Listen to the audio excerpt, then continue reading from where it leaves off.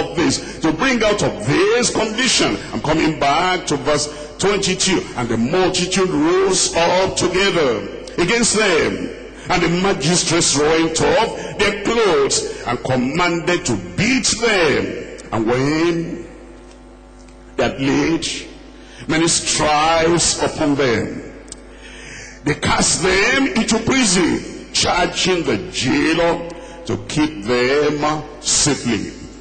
Who, having received such a charge, thrust them into the inner prison, and made their feet fast in the stocks. And at midnight, Paul and Silas did what? Tell me out loud. Prayed, and then did what? Are you there? And did what? And sang praises unto God. And the prisoners had them. You know what? I know some people, they only sing in church, they don't sing at home. I know some people, they only sing in good times, they don't sing in bad times. I know some people, they only sing at noon, when the sun is shining, when everything is bright, when there's prosperity. They don't sing in the midnight, when there is adversity, when there is persecution, when there is opposition. By the way, this is the only singing I find in the Acts of the Apostles. You look at Acts chapter 1, there was prayer meeting, but no singing. You look at Acts chapter 2, there was the outpouring of the Spirit of God, but no singing. You look at chapter 3, there was miracle, but no singing. You look at chapter 4, there is this extensive prayer, and the whole church came together. And there was no singing, and no drumming either. You know, a lot of things that have come into the church. The disco that has come to the church, the dancing that has come to the church, the pub house, night club music that has come into the church. And they sing. We cannot have a prayer meeting except there is drumming and dancing. And they sing. We cannot have a night vigil in the church without drumming and singing and dancing. A lot of things that those people that were musicians in the world before, and then they come into the church, they say they are born again, and they're changing virtually everything in the church. But here we have in the prison in the midnight. Then they sang. You sing like that when things are down, when the night has come, and when your feet are in the stocks, and when it appears everything has turned over against you. That is the time to pray and to sing. And then it says, I'm going to read that verse 25 again. And at midnight, Paul and Silas, no, they didn't murmur. Paul and Silas, no, they didn't complain. Paul and Silas, no, they didn't cry. Paul and Silas, they were not afraid of their enemies, of their persecutors. They prayed and they sang praises unto God. And the prisoners had them. And suddenly, everybody says suddenly. You know, when you sing at home, when the landlord is making his usual trouble, and you sing.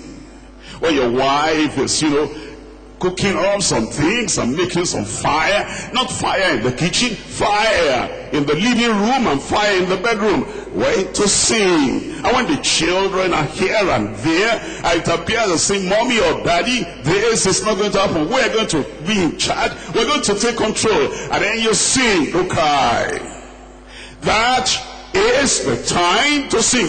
When your trials are greatest, when your situations are kind of bleak and black, you don't know what to do, when everything becomes almost unsolvable and ungovernable, that is the time to sing. In the midnight of life, when things are tough and when things are difficult, you pray and you sing. And you see, suddenly there was a great earthquake, so that the foundations of the prison were shaking.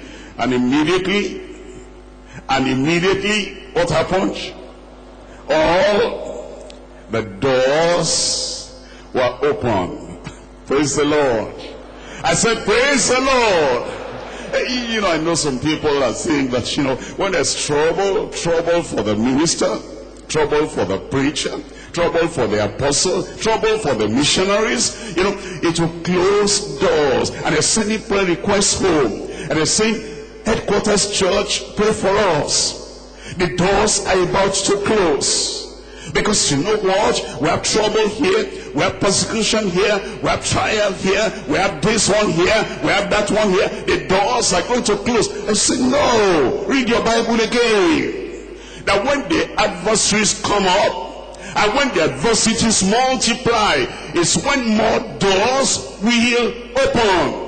Read Revelation chapter 2, chapter 3. You'll find out that it says, yes, I know what they say. And I know what they do. And I know the kind of pressure, persecution they are bringing upon you. Those of the synagogue of Satan. And yet it says, I've set before you an open door, which nobody can close. Never you seek again. The persecution will close your door. Your doors will open. Never you seek again that adversity or trouble. Or you know, this one is making trouble, that one is making trouble. It means my ministry is over. There's trouble everywhere. There's adversity everywhere. There is oppression. My feet are put in stalls. In fact, the laws of the land, they bring restriction upon my life. And now ministry is all over. Lord Jesus, come now. There's nothing else for me to do. All the doors are closing. No, begin to sing and your songs will open doors. I said your songs will open doors.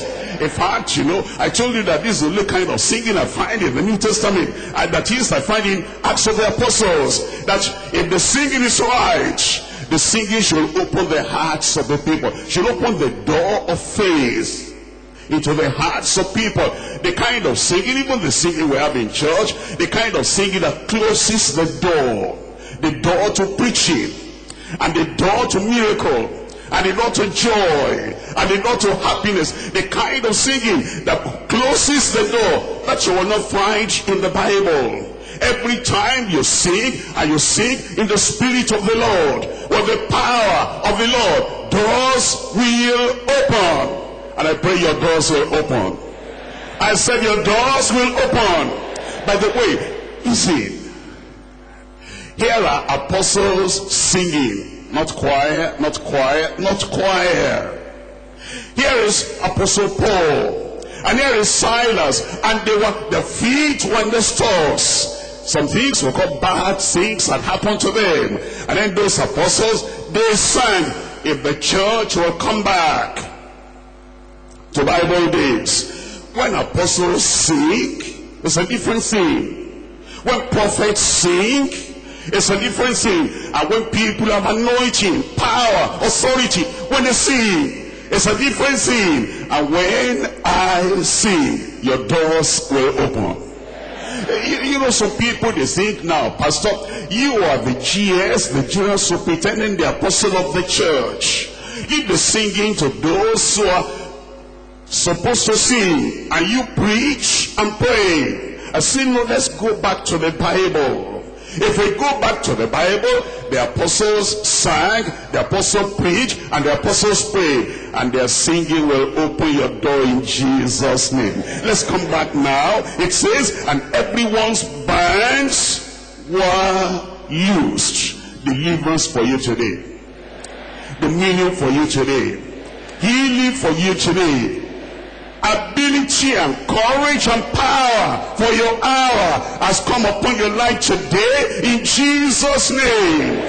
Prevailing prayer, prevailing power of prayer and praise. Prevailing power of prayer and praise. Prayer is a mighty force, a great force, but not prayer with panic.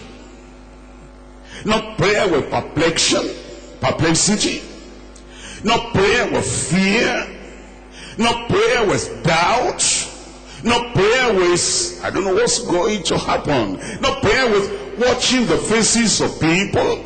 Not prayer with opening your eyes and closing your eyes and looking at the time. I mean prayer that is released from a free heart, and prayer that comes out, is pouring out of the heart. Not prayer with complaint, not prayer with criticism, not prayer with thinking this and thinking that. A prayer that just releases you and releases everything within you unto the Lord. That's the kind of prayer we're going to pray today.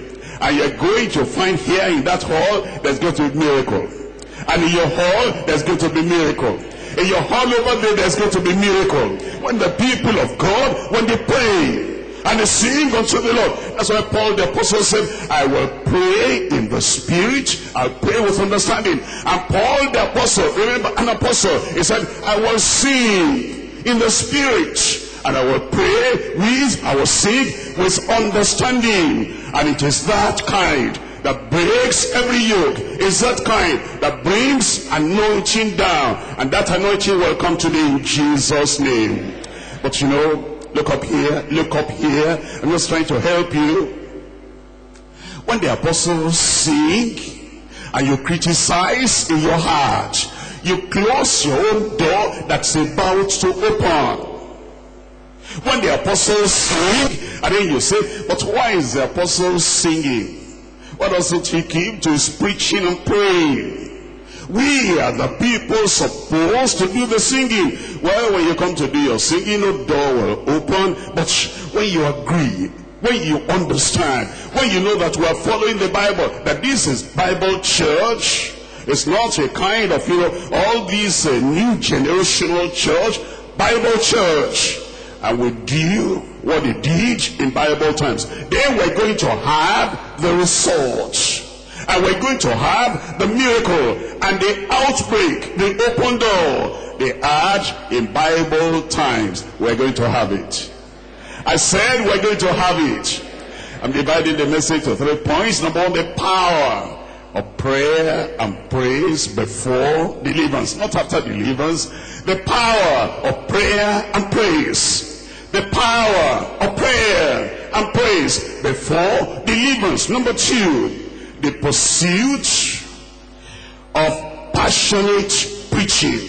The pursuit of passionate preaching after deliverance. Number three, the peril of perpetual prisoners after deliverance. The peril of the people that remain in a day when God is pouring out a spirit, pouring out his power, pouring out the anointing and breaking yokes and destroying the works of the devil at such a time and in such a day. Some people still remain bound.